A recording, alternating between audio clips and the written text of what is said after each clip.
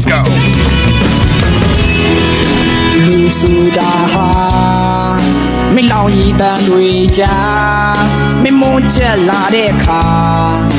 စိတ်ညစ်မနေနဲ့ကွာလူဆိုတာဟာမင်းဒုက္ခမျိုးမျိုးကွာမင်းကြုံတွေ့ရမှာအရှုံးမပေးနဲ့ကြိုးစား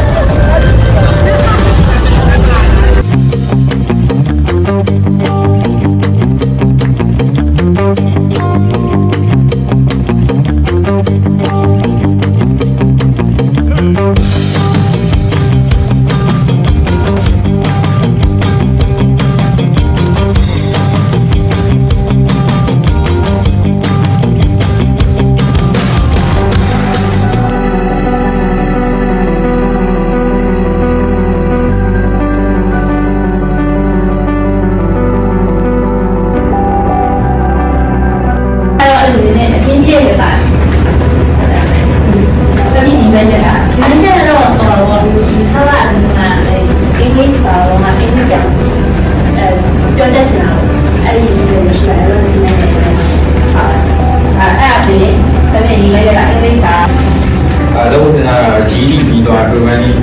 University အခုမှ programming language ကိုသင်မယ်လို့ဆင်တာ